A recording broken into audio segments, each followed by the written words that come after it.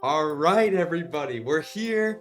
We're ready. We're back for the third season of the Pokepal Draft League. Now, if you don't know, season one, I got first place. I won the league, which is great. Season two, which was last season, I actually never uploaded my playoffs footage, which I should have done, but I never uploaded that.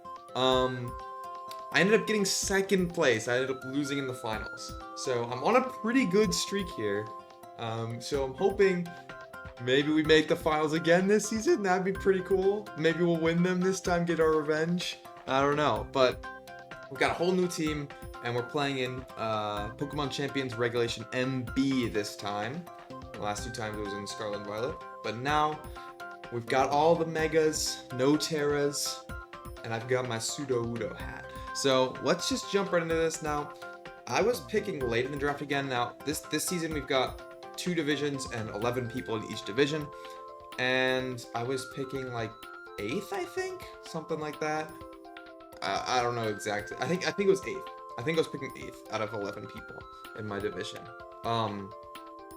Which is pretty late, and so by the time it got to me, of course, all the stuff, Floette was gone, Mega Gengar's gone, stuff like that. But the pick I wanted was still there. So I was able to get my first pick. Oh, also I'm the Windy City Pranksters this season, and I commissioned an actual an actual thing, an actual logo. You can see it on the screen here. I forgot to mention that. But yeah, my first pick goes in with this theming. It's Whimsicott. Now I'm excited to use this because this thing is super, super fun to use. I love the ability Prankster. That's why I named my team based on the ability Prankster. And Whimsicott is obviously so strong. It's the only Prankster Tailwind setter in the format. There's Talonflame, which is like, it's kind of the same thing, but this was the only one that's because of Prankster. So yeah. It gets a lot of other moves as well. It gets like Encore, of course, is the big one. It gets Light Screen. You can actually run Trick Room on this thing. I think Worry Seed is also going to be a fun one that can shut down abilities. Yeah, overall, very strong Pokemon. Super happy to get it with my first pick. And for my second pick, I'm like, okay, what's something that can really take advantage of Whimsicott well? I decide to not go with a Mega quite yet. I'm going to go with Annihilate. Now, a lot of people know back in Scarlet and Violet, the common strategy was to pair Whimsicott and Annihilate, go for beat up into Annihilate, buff that Rage Fist. Now, a lot of people aren't really using Annihilate right now, which I think is weird, because it got nerfed a little bit, right? It lost Final Gambit, which is more so a nerf for restricted formats, honestly. But considering we have Megas, it's a little bit of a nerf, but either way, the other nerf is that Rage Fist stacks reset upon switching out, which I don't think is that big of a deal, honestly. Like, I don't think the nerfs are that bad to where this thing is significantly weaker. But people have been sleeping in it right now for some reason, so I don't know. Yeah, obviously pairs greatly with Whimsicott. It's a ton of damage with the Rage Fists. You don't really want to hit it and not KO it, because then it's gonna do a lot of damage to you in return. And I like having Defiant also because having a counter to Intimidate is super nice. Anyway, next up, I decided to go with my first Mega, and that is going to be Mega Skarmory. Now, I didn't have a gift. I didn't have a gift for this one because it's too new. So we're just going with this picture. But I think Mega Skarmory is super interesting in like a draft specifically, because you can do so much with it. Like, you can run a bulkier Skarmory and like not even Mega Evolve it and just run it for like the bulky defensive Pokemon and like support with like Tailwind and whatever. But then you could also do like a super offensive set. It's got 110 speed, which is very good. And then you can run like Swords Dance. If your opponent seems faster, you can run like Agility or something. I have Coaching from Annihilate that I can boost it with as well. So this thing is a very threatening Pokemon.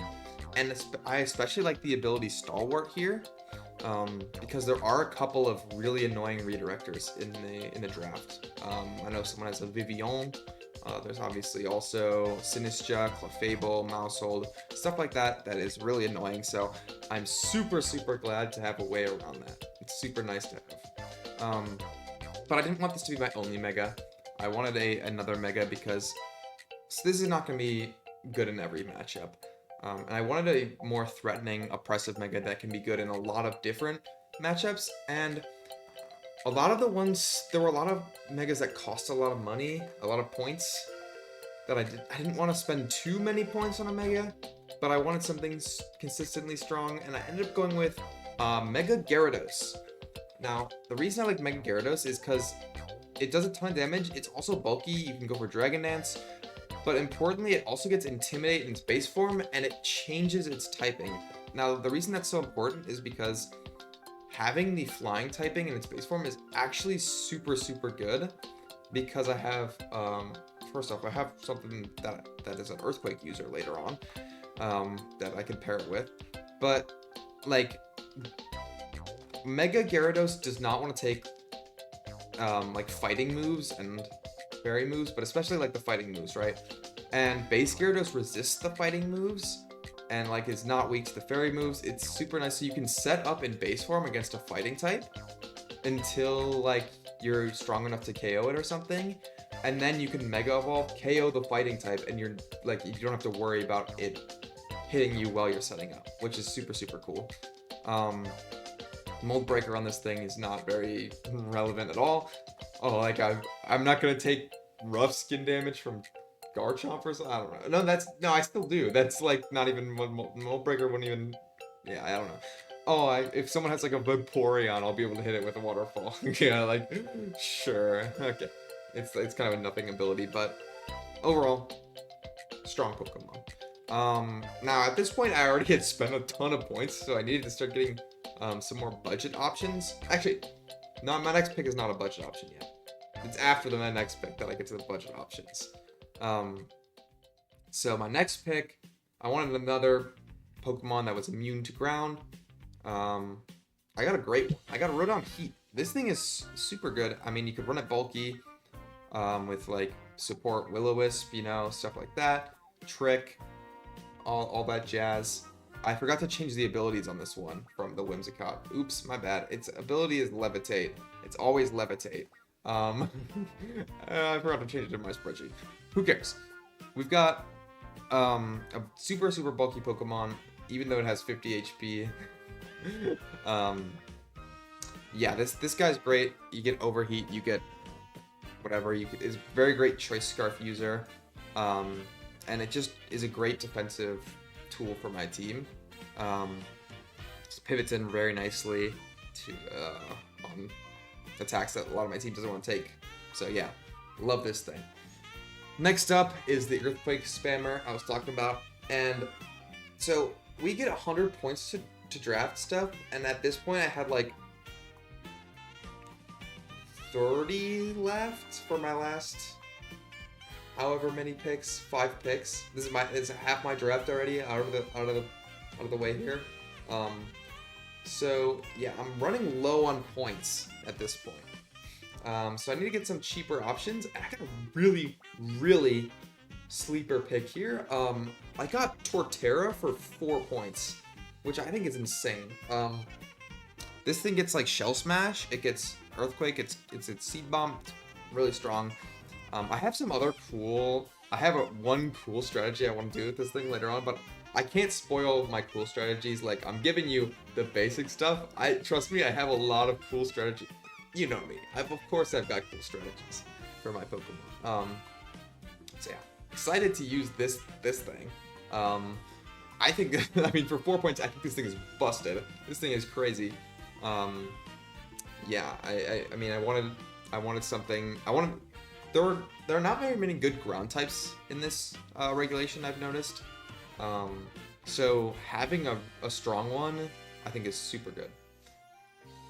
Next up, I forgot who's next up. Dragargle! This thing, I wanted another Pokemon that could hit fairy types for super effective damage, and I also wanted a dragon type, because I was, I wanted like a fire resist for my pivot in for my Skarmory. I wanted a water resist, just because having water resist is nice. And yeah, this thing fit the resistance profiles I was looking for, and also can do a ton of damage in Trick Room, and can also outspeed things in Tailwind potentially. Not really, it's very slow. 33 speed, very slow. But with Life Orb adaptability, like against opposing Trick Room teams, if they set up Trick Room, it's a strong Pokemon, dude. It does a ton of damage, and I also have ways of setting up my own Trick Room. I've got Whimsicott from before can set up Trick Room, which is fun. People might not see that coming, but I also have Mr. Rhyme. Now, Mr. Rhyme is actually kind of cracked. You get Fake Out, you get Trick Room, you get a bunch of other support moves. I forgot the ones that were important here. Abilities are all kind of eh. Like, Screen Cleaner's nice if I'm against, like, Sableye. No one actually picked Grimmsnarl, which is crazy to me, by the way. No one picked Grimmsnarl in my division. So I don't have to worry about that. I got the Ice Body, which will come up later. Spoilers. But yeah, this thing can do a ton of damage, and I think this is also another great Choice Scarf user. With Ice Beam, Psychic, Blizzard, potentially. And I was looking for a cheaper Fake Out user. This guy gets Fake Out. It was cheaper, and it does other things too, which is what I was looking for. And I didn't have an Ice type or a Psychic type yet, so fit my team well. Next up, we have Aurorus. Now, right, like I said, the Ice Body is going to come up later, and I do have a way to set up the Snow. And this is a great Pokemon because it's a Weather Setter for 3 points. 3-point Weather Setter. 3 points. That's crazy, no? Yeah, this thing is very, very strong. Well, no, it's really not. There's a reason it's 3 points. But you have 2 4x weaknesses, which is tough. But besides those, it is pretty bulky, 123 HP. And Refrigerate, Snow Warning, both great abilities. I could see myself bringing Snow Warning to counter like potential other weather teams, and it can do damage. Like special attack's 99. It's not great, but it can work. Especially like there's a lot of things that are 4x weak to rock. You got Charizard, especially. There's Volcaronia, and it can enable my Mr. Rhyme. Both spam Blizzard next to each other. It's great. And that combination cost me 11 points. Like a whole strategy. 11 points. I'll take it. I love this thing. I actually have a plush of it back here. I have a plush of Aurorus. So that was also part of the reason I wanted to pick it. Yeah. Strong. Good Pokemon for 3 points. I'll take it. And I have 1 Pokemon left, and I also have 1 point left to draft it with. Yeah.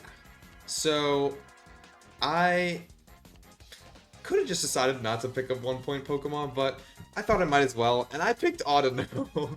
Now this thing is bad, but there's a couple things it can do. I do have tech for it for 1 match. I said the same thing with Girafford last season. Oh wait, I didn't show them my playoffs matches. I brought Girafford to 2 playoffs matches, and I won both of them, by the way. Which is, yeah. I wish I should have uploaded those, probably. But yeah, this thing gets Trick Room. It gets Simple Beam. It gets, like, After You. It's got some interesting stuff. Regenerator's nice. You know, it's bulky. Like, it can do support things. You get, like, Rain Dance if you're against the Sun team. It can do things. It's immune to Ghost, which I kind of my matchup in a Ghost type was not particularly great. I only really had Mega Gyarados, so having a Ghost immunity is great. It can do things. It can do some things, so that's all I'm really asking it to do is maybe come to like one match. It costs me 1 point. Like, sure, I'll take it, you know. But that is going to be. Oh, I'm blocking Torterra and Dragargle. Well, that's gonna be the Windy City Pranksters this season, and I think I'm gonna have a great time with this team, and hopefully I'm gonna be able to take it back to the finals again for the third season in a row. So yeah, I'm definitely got a target on my back this season because you can't just make the finals twice and expect to get away with it, you know. So you never know. People might prep harder against me, so I'm all it might. I'll be fine. Well, thank you all for watching this video.